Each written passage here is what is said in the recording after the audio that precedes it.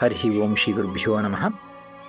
अभ्रमं भङ्गरहितम् अजडं विमलं सदा आनन्दतीर्थमतलं भजेतापत्रयापहं पूज्याय राघवेन्द्राय सत्यधर्मरताय च भजतां कल्पवृक्षाय नमतां कामधेनवे आपादमौलिपर्यन्तं गुरूणामाप्तिं स्मरेत् तेन विघ्नाः प्रणश्यन्ति सिद्ध्यन्ति मनोरथाः। हरिः ओं श्री गुरुभ्यो नमः. We are doing the Bhagavad Gita. We looked a couple of sample slokas to see even the simple looking slokas, how can they have a very deep meaning. And next we are going to cover two different topics in the first adhyaya. Basically, the two topics will be, first topic is the mental state of Duryodhana.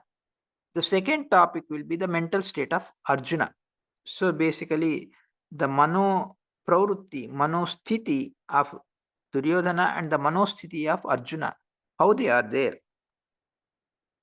Arjuna, everybody knows, like, I mean, we'll go into the details, but as far as if you put like a heading, Arjuna's, the Vishada Yoga, the first chapter is, the Vishada of Arjuna, how he was depressed, how he felt low. The low spirits of Arjuna is obvious. Everybody is aware of it, everybody knows it.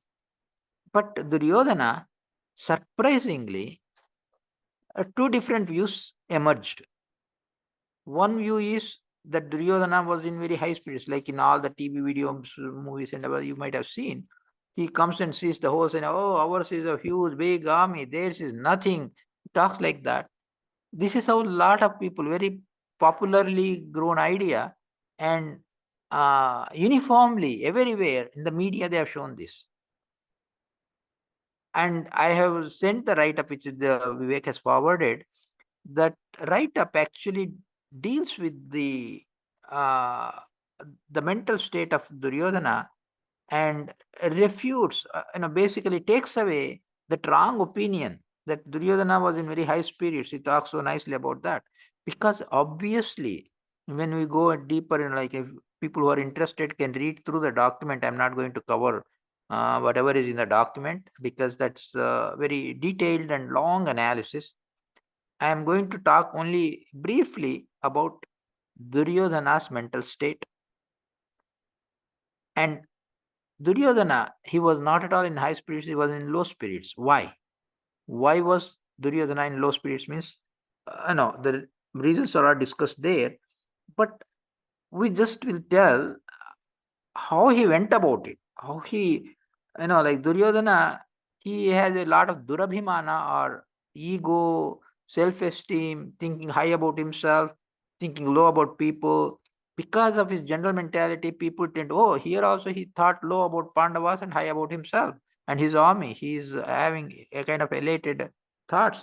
But after he saw the whole situation there, Duryodhana actually, he goes and, as we saw, like, Sanjaya tells that we covered the second verse where he goes and talks to Dronacharya and starts telling Dronacharya. What does he tell Dronacharya? In summary, he lists, the third sloka starts like this: Pashyetam Pandaputranam Acharya Mahatim Chamum Yudham Drupadupustrena Tavasishyena Dhimata.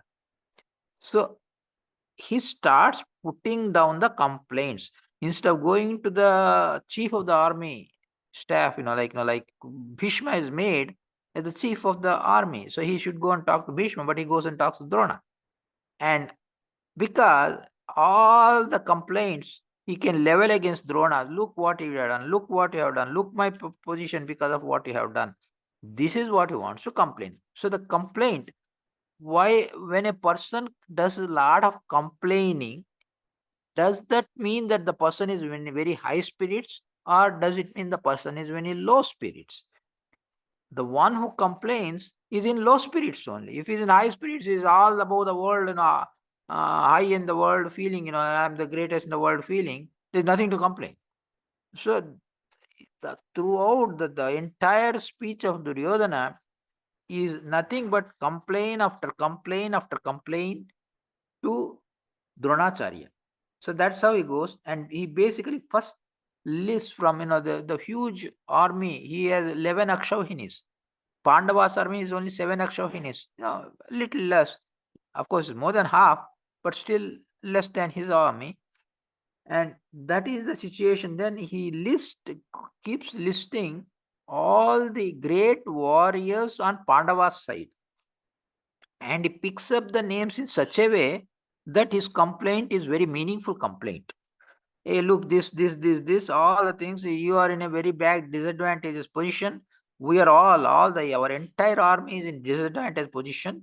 He wants to express that. So he lists all the names of all the great warriors on Pandava's side. A big list. He gives, almost 18 people he lists in there. And then he lists from his side.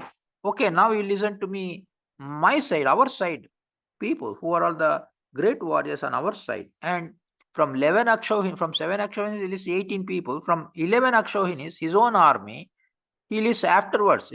How many people when they talk, hey, look, our army has this, he thinks great about his army. He should have first spoken about his army, then about Pandava army. No, first he speaks about Pandava army, then he talks about his army, which is 11 Akshohinis. He lists only 7 names. And look at the funny part, some of the interesting observations is he doesn't list his own brother, Dushasana, who is so obedient. He doesn't tell his name. He tells the Vikarna. He's one of the brothers who actually gave a kind of a opposition in the Sabha itself, and he tried to do bad things for Pandavas, Draupadi Vastrapana and all that. Vikarna is the one who protested and all that. Look, my people are against me. So he gives the names like, Vikarna and Dronacharya, you, Bhishma, and keeps on list of people. And only 7 people he lists from 11 Akshohinis. And doesn't give good adjective also for them.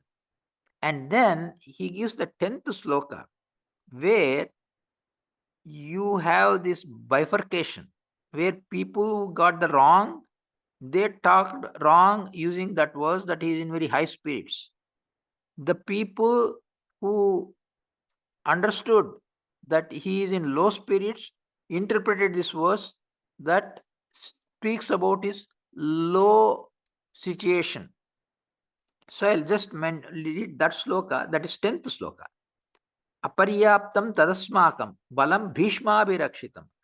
Paryaptam tvidame balam bhimabhirakshitam.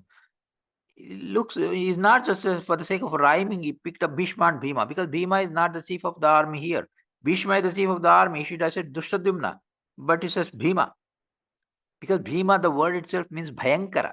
The word has Bhima, the literal meaning is Bhayankara.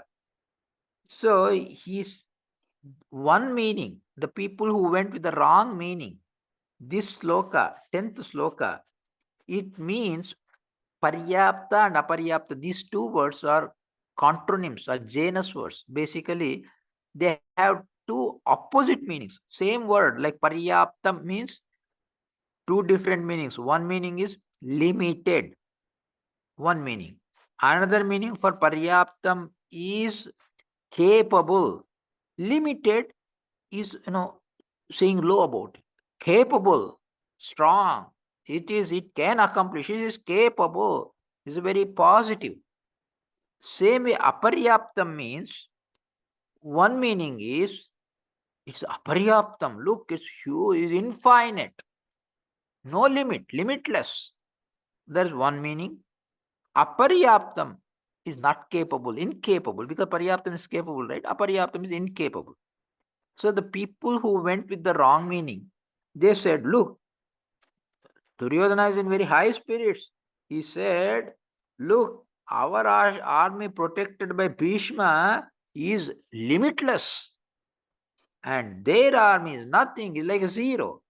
Paryaptam, limited, is like a zero. Even movie dialogue, they say, gee, their army is like a zero. Paryaptam, idam balam bhimavira. The army, Pandava army protected by Bhima is very limited, very small, nothing, almost nothing. This is what the people who got it wrong said. But if you see the whole context, read the document for the full details, 24 pages of document, there it says the correct meaning should be this.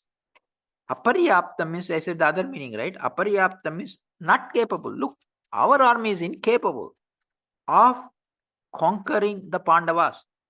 Aparyaptam tad asmakam balam means army. Bhishma abhirakshitam. Our army protected by Bhishma is really incapable of conquering them. But their army, Pandava army, which is protected by Bhima, it is Paryaptam. It is capable of conquering us. Why? Because Krishna is there who can guide them. Bhimarjunas, very powerful people, and his entire back, like what you call real back, his a back history. If you take when Drona's Guru Dakshina is to be given, all these Kauravas with their entire army and including Karna go and attack Drupada, get lost, get defeated, come back running, and Pandavas without any army, just 5 Pandavas, they go conquer Drupada, bring him as a prisoner and offer to Dronacharya. Like that, all the Virata Yuddha, all the incidents reel in his mind. They are like, like a rewinding in his mind, the whole thing. So, this is the correct meaning. His depression reached its peak. He said, our army is incapable of winning them, but their army is capable of winning over us. And his mental we are here, right? We are sitting here analyzing, oh, did he say this? Did he say that? We are analyzing this, right? When we are analyzing, we can make a mistake. Well, maybe they are right, maybe we are wrong, maybe they are. We don't know who is right, who is wrong. Two different opposite interpretations. We don't know who is right, who is wrong. Who can be the judge for us? Whoever was there in the battlefield has to be the judge for us. Who was in the battlefield? All the Bhishma, Drona, all those were there, that right? And he says in the 11th verse, hey, our army is protected by Bhishma. Then he should say, Bhishma is protected. But then he says, let us protect Bhishma. He says, Ayaneshu sarveshu yata bhagamavstitaha Bhishma mevabhirakshantu bhavantas. All of you protect Bhishma because he is there, means at least we have some hopes. If he is gone, no hopes. So protect Bhishma, he says that. So when he says that, the 12th verse it says, which is the judge for us. Bhishmacharya, who was there, he could see Duryodhana, he could see his mental, physical, facial expressions, he can see, he can understand his words properly, first-hand information. He is the judge. What Bhishma said or did or that, whatever, that is the criteria to decide whether we are right or they are right, whether it is to be interpreted this way or that way. The judge is Bhishma. Bhishma says, it says, Tasya sanjanayan harsham kuru vruddha pitamaha simhanadam vinadyochaihi shankam dadmo pratapavan. The bold Bhishma Acharya, he blew the conch to cheer up Duryodhana. If Duryodhana was high spirits, what the question of cheering up? No, no, no. He was high spirits, but he wanted to make even more high. People may say this. Then it should be not Tasya San Janayan Harsham. It should have been Tasya Sam Vardhan. It should not be generated the cheerness. It should have be increased the cheerfulness. He generated the cheerfulness, not increase the cheerfulness. That means when will you generate the cheerfulness? When the person is in low spirits. So this is Bhishma is the judge for us. He said, hey, look, this Duryodhana is all depressed. Let me cheer him up. And to cheer him up, the first one to blow the conch, not the Pandavas. In Kaurava's side, Bhishmacharya, he is the first one to blow the conch. He blew the conch to cheer up Duryodhana. So that means Duryodhana's mental state was low. He was in low spirits, obviously. So this is how it is, Duryodhana's mental stature. And we will look at Arjuna's mental stature in the next classes. Hare Srinivasa. Any questions are there? You can feel free to ask. Hare Srinivasa.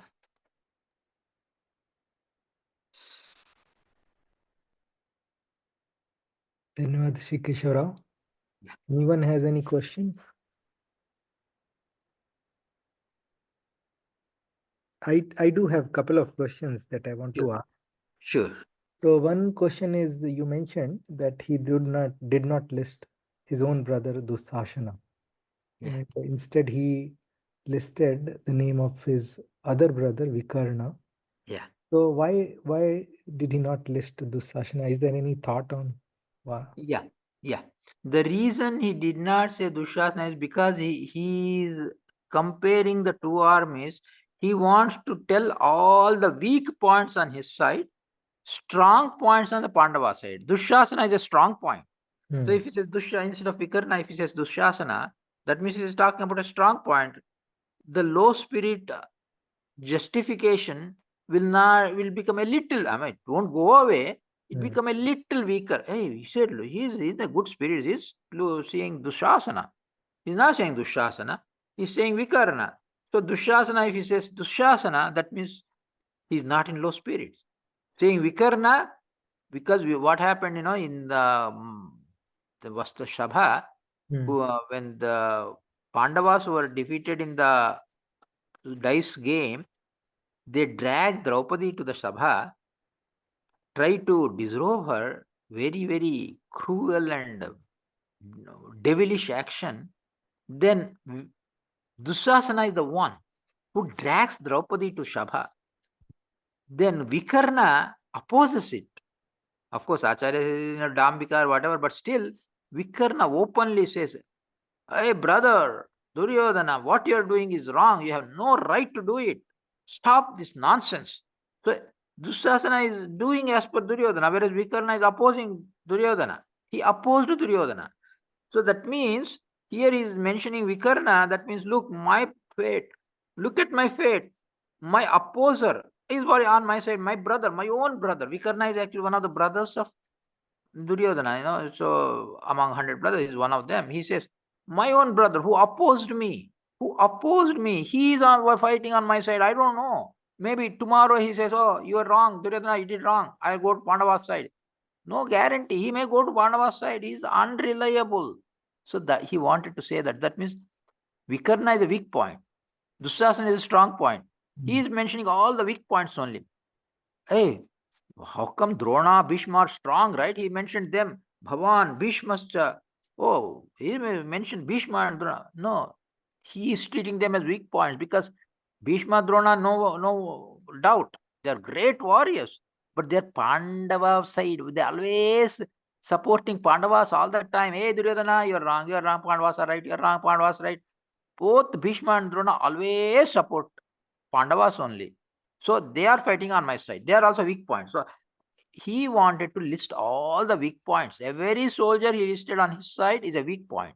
Every soldier he listed, or not soldier, warrior, every warrior he listed on his side is a weak point. Every warrior he listed on Pandava's side is a strong point for them and weak point for us. So that's the goal of Duryodhana. Okay. Dhanyawad. I think that clarifies a lot of things. Yeah. Another question is, who Yeah. is Simitinjaya? He mentions Simitinjaya. Samitinjaya, that's Mhm. an adjective. Actually, it's not about any person. Samitinjaya, Samiti means actually a section of the army. Samitinjaya basically means one who is like uh, able to conquer. So the Samitinjaya is basically an adjective. Dronacharya, Bhishma, Karna, Krupacharya, Ashwatthama, Vikarna, Bhurishrava, and other people Hmm. who are all, so Samitinjaya actually is in singular, but is to be applied for each. Samitinjaya is a conqueror of a section of the army. That is basically bold person. So Samitinjaya Bhishma, Samitinjaya you, Samitinjaya Karna, Samitinjaya Krupa. All are Samitinjayas. Okay, okay. Yeah. Um, so here in Mahabharata, it seems Yes. like everyone, whichever character we take, everyone seems to have a name that appears appropriately representing their character. Yes.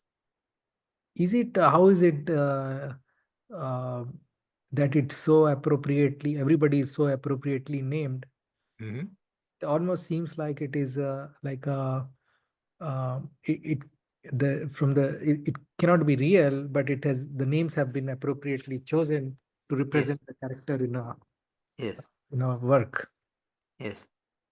So I had a question about that. Okay. it seems very appropriate as to the extent that it seems like it's a literary work. Yes. So, And not only that, maybe to extend you, I don't know whether you meant to ask this question. When everybody is named like that, properly named, when it comes to Duryodhana and Dusasana, Dur means everybody a bad guy. Bad. So Duryodhana and Dusasana is bad. Why did they name all, Dhritarashtra name his children like even Dushala, his daughter, and Duryodhana? Everybody Dur, bad. Why did they name like that? This is a doubt that comes to the mind. Everybody is named properly. Like for example, if you take Krupa is kind person, and Drona is born out of Drona, basically a kind of a container, special kind of a religious container, Donne they call, and made of kind of a special kind of leaf, and like that. And if you take Bhishma, is like he's did a Bhishma Pratigna, a very big Pratigna. That's why he's called Bhishma. Like that, everybody is named Yudhishthira. He's firm in the battlefield, that's why he's Ishtira. Like that, everybody is named positively, nicely, wonderfully. But Duryodhana, Dussasana, all bad names. Why did Dhritarashtra pick up those names for his children? Because he's the one who picked up the names. Means the answer for that is actually Duryodhana, Dushasana also, he meant good only, because the etymology for Duryodhana is Dukkhena Yodhum Shakyate iti Duryodhanaha. Dukkha Shabda in Sanskrit is very difficult. He is very difficult to conquer for the enemies. That's why he's Duryodhana. Dussasana means only strong people like Duryodhana can sasana, control him. Everybody cannot control him. Dushasana, he is not Shashita, that means checked, controlled. Very difficult to control him. Only powerful people like Duryodhana can control him. So he cannot be controlled by ordinary people. Some outsiders come and control him. It's not possible. That is Dushasana. Like that, all the others also. Okay. I think it makes sense then. Yeah. Dhanyavad. All right. And if nobody else has any question, then we'll do a small prarthana and we'll conclude the session today. Okay. Om Sarve Bhavantu Sukhinah. सर्वे सन्तु निरामयाः सर्वे भद्राणि पश्यन्तु मा कश्चित् दुःखभाग् भवेत् ॐ शान्तिः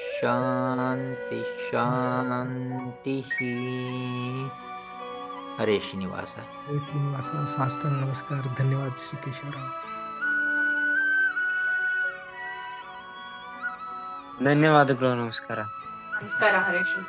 हरे श्रीनिवास.